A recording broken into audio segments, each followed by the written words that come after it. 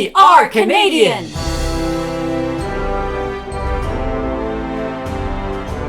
Canada, take a bow. You have just made history. You're now the adult in the room.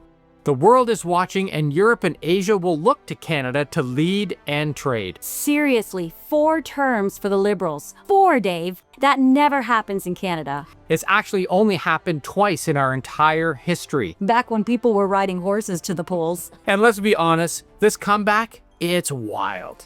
Just a few months ago, the Liberals were toast. Trudeau was stepping down, Trump was hammering us with trade threats, and every pollster basically had the Conservatives measuring the curtains for 24 Sussex. They were going to have a sweeping majority. Then, Marc Carney flipped the script. He stabilized the party, calmed the country, and ran a campaign with facts and unity, not rage politics. And today, the Liberals have a 4th term, a historic win. And for the first time in 2 elections, the Liberals won the popular vote. And Marc Carney made it crystal clear in his victory speech. Canada is moving forward, not backward, certainly not southward, forward. He promised a government that represents all Canadians, not just the ones who voted for him. He said, no matter where you live, no matter what language you speak, no matter how you voted, I will represent everyone who calls Canada home. The old relationship with the United States, it's over. The era of slow, steady integration with America, gone. Carney said it himself. America wants our land, our resources, our water, our country. But that will never, ever happen. And thank goodness, because we can't rely on a country that's being run by an unhinged former reality show host who tried to buy Greenland, renamed the Gulf of Mexico, and now wants Canada like it's an impulse buy at Walmart. Carney laid it down. One economy, not 13 provinces fighting with each other. One Canada, stronger together.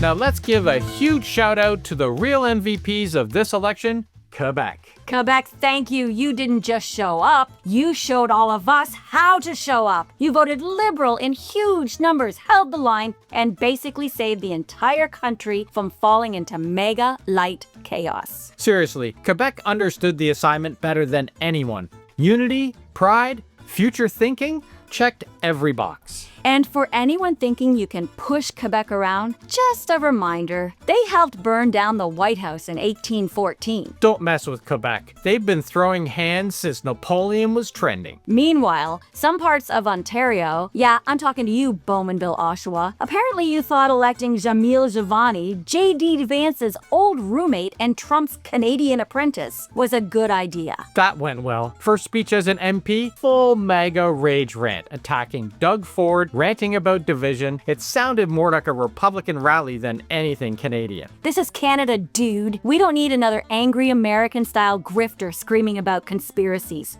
But Quebec? Quebec crushed it. They proved that Canadian pride doesn't mean anger. It means leadership. It means unity. It means standing up to Trump without losing who we are. And we can't wait to head to Quebec in June to say merci to you in person. We are doubling down on our French lessons with Babbel because when a province says democracies, we gotta show some respect. We should all be brushing up on our French. Absolutely. If you're planning a visit to Quebec, which you should, now is the time to start learning. Babbel's having a big Earth Day sale right now, up to 60% off, and that's rolling straight into Cinco de Mayo. What we love about Babbel is that it's not just an app. You can take live one-on-one lessons, live group classes, or learn at your own pace. No excuses anymore. Let's make all of Canada bilingual. If you want to join us learning French, check out the link below for all the details.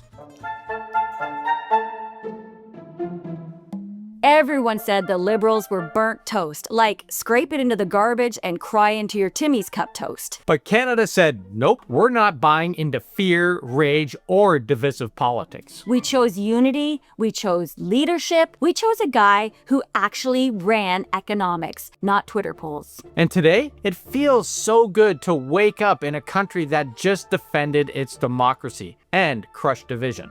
And now the world is watching. Eyes off Washington, all eyes on Canada. People everywhere are exhausted by chaos. The tides have changed and Canada is setting the standard. Marc Carney is ready for this moment. He's got the global respect, the economic chops, and the steady hand that we need right now. He's handled financial crisis. He's negotiated through Brexit. He understands power, and he knows how to use it. If Trump refuses to cooperate, Canada will not flinch. We'll move forward with Europe, Asia, and any partner that treats us with respect. Canada has what the world needs right now, and this time we're using it to build something on our terms, not America's.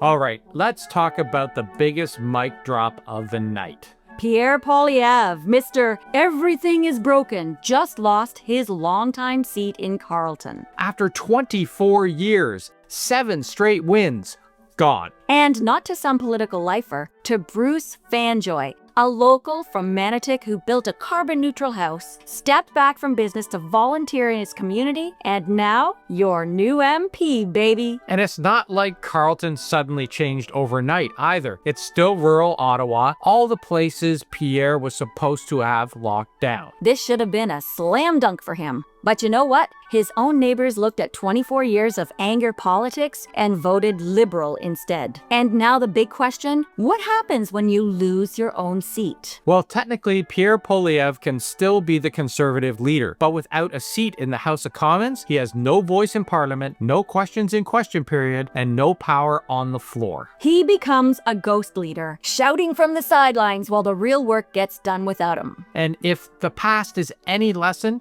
the Conservatives do not like losers hanging around for long. If you can't even win your own riding after 24 years, your credibility tanks fast. Now, there'll probably be pressure for him to resign, or he will have to find a riding to run in a by-election and hope he wins that. Either way, the Poilievre era just cracked wide open last night. And Canada? Canada's moving on. In our opinion, Pierre Poilievre should step down. Period. He's too polarizing to ever unite this country. Even a lot of Conservatives are realizing he's not the future, he's the anchor dragging them down. Conservatives should be looking to someone like Doug Ford. You don't have to love all of his policies, but he's likable, he's willing to work with everyone, not just scream at them. That's what Canada needs, not another angry bro who thinks yelling everything is broken is a political platform. Canadians don't want divisiveness. We don't want anger. We don't want someone shouting about brokenness 24/7 without offering hope.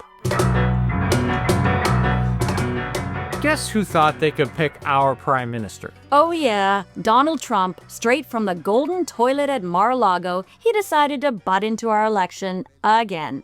Because nothing says good neighbor like trying to annex your friends over the internet. He even posted one of his greatest hits on Truth Social, saying if Canada just agreed to become the 51st state, we'd get free military, quadrupled businesses, no border, and a bunch of other fairy tale nonsense. It was meant to be, he says. Gee, thanks, Nostradamus. But you know what happened? It fell flatter than Trump's steaks. Canadians just didn't ignore it. We ran the other way. We sent a message loud and clear. You don't get to bully us into becoming America's attic. Not with tweets, not with tariffs, and definitely not with cringy Truth Social posts written in all caps.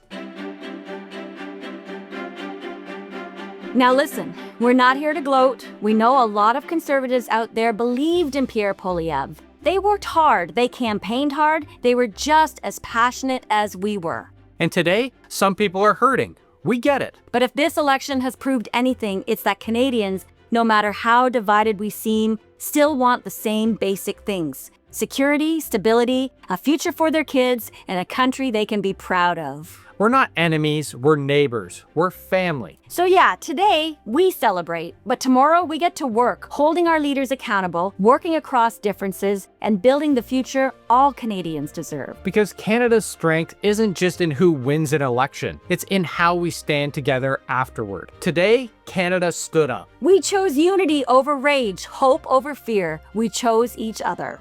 And we sent a message to the world. Canada does not back down. We don't bow to bullies, and we don't sell out our future for empty promises. We're not perfect, and we're not always polite, believe it or not. But when it matters, we show up. Because now we build the future. A Canada that's strong. A Canada that's free. A Canada that lasts forever. Trump. So tell us, how do you feel about the results of the election? And if you're a conservative, how do you feel? How do you think we can all work together to make Canada a stronger, united country? We want to hear from you, so make sure to leave a comment below because opinions matter.